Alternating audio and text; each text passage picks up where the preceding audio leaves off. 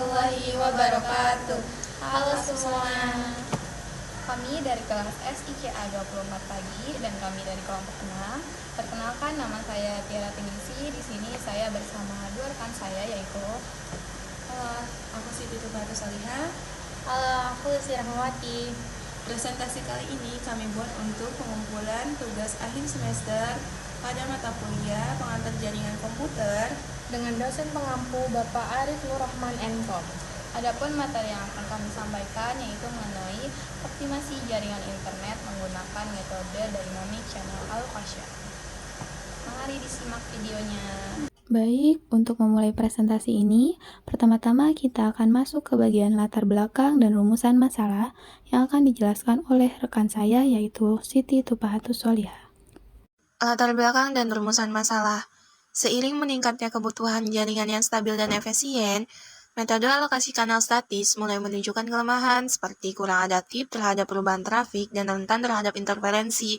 Hal ini menimbulkan tantangan khususnya di lingkungan padat pengguna. Untuk itu diperlukan solusi yang lebih fleksibel seperti Dynamic Channel Allocation atau DCI yang mampu menyesuaikan kanal secara otomatis berdasarkan kondisi jaringan. Maka penting untuk mengkaji mengapa metode statis kurang efektif dan bagaimana DCI dapat menjadi solusi yang lebih optimal.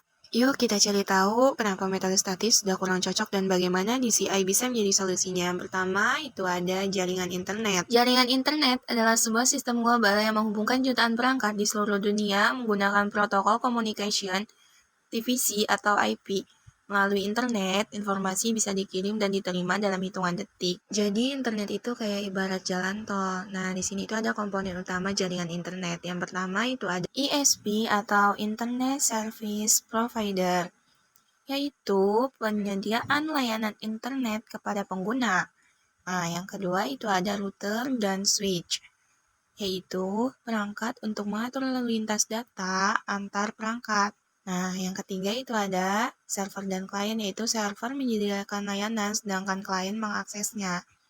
Yang keempat itu ada protokol internet atau LAN komunikasi seperti TPC, IP, HTTP, atau VTP. Nah, jaringan internet juga ada jenis-jenisnya loh. Yang pertama itu ada LAN, yaitu jaringannya kecil.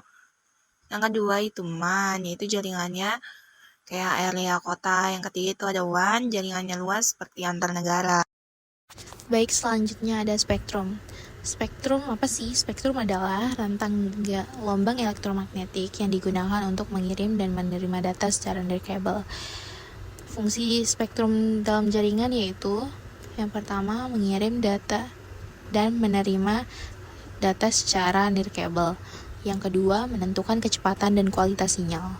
Dan yang ketiga menghindari interferensi antar perangkat. Selanjutnya ada jenis spektrum umum dalam jaringan.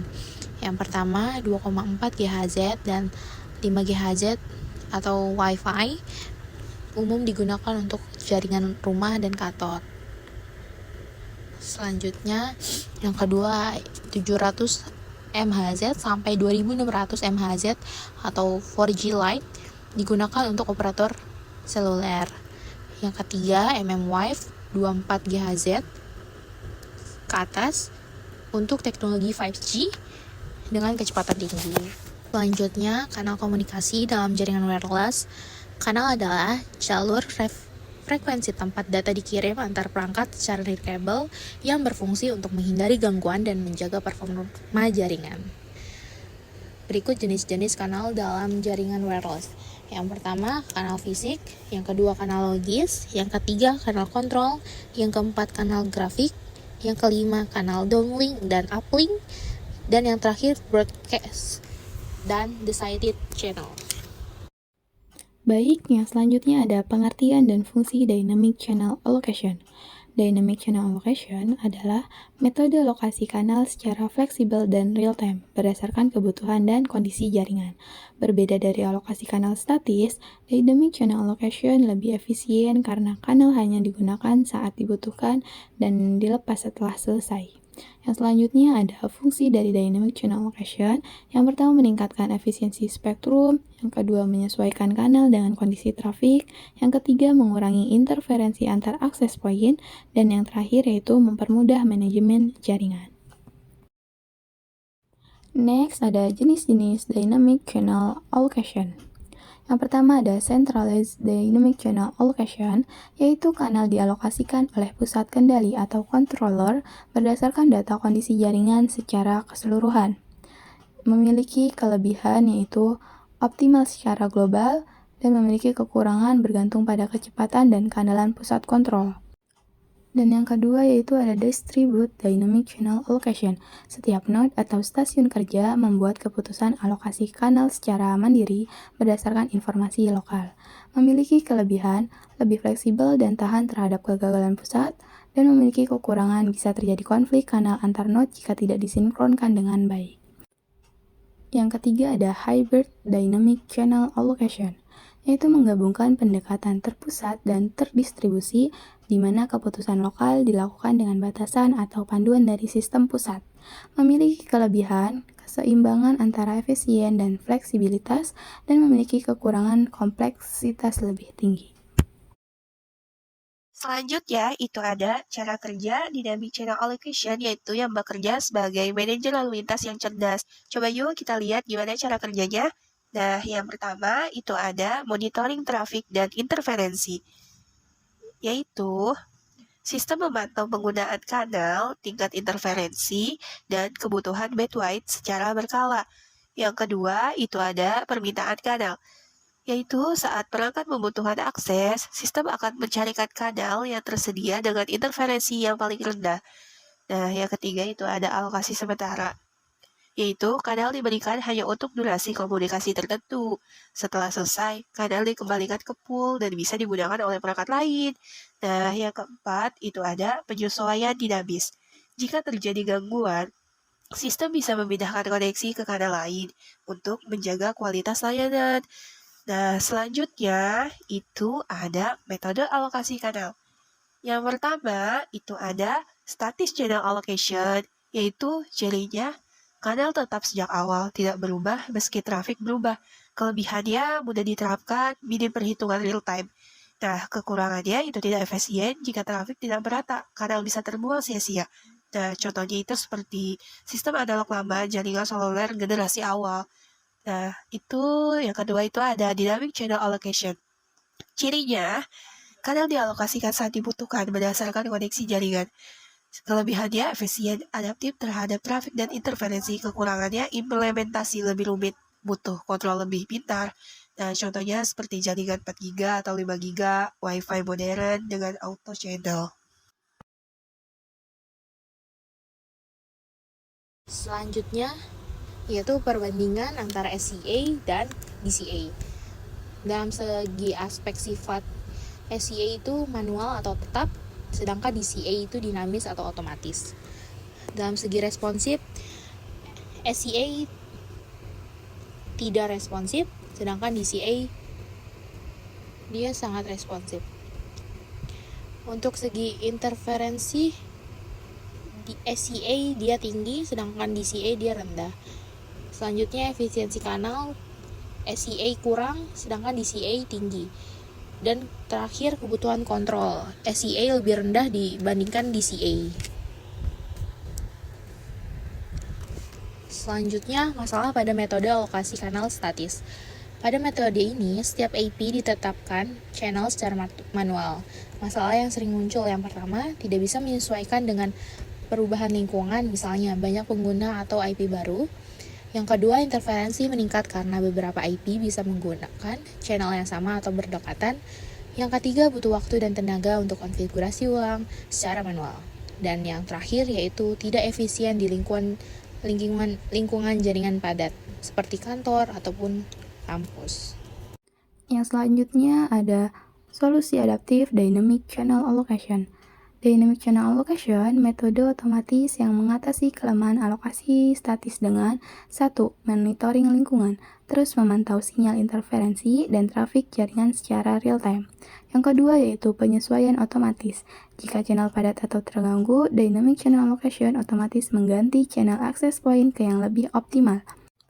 Baik, yang selanjutnya ada adaptif terhadap perubahan.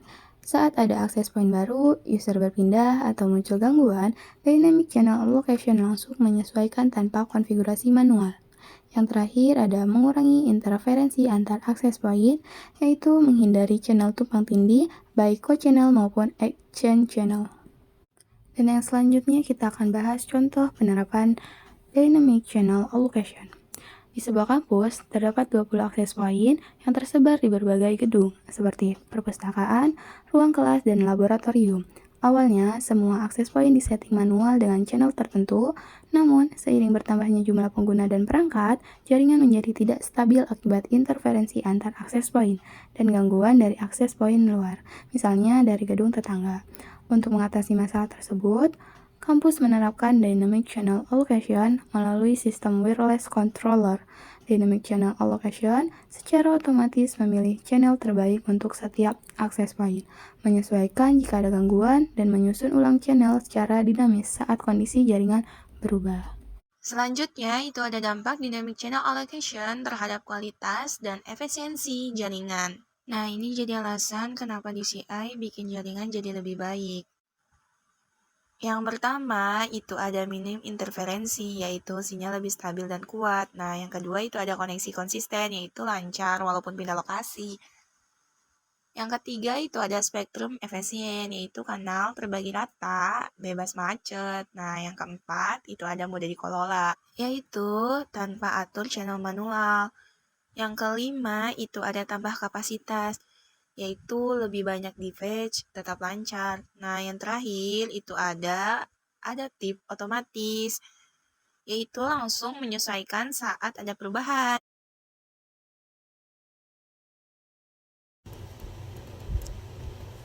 Selanjutnya, potensi pengembangan DCA ke depannya.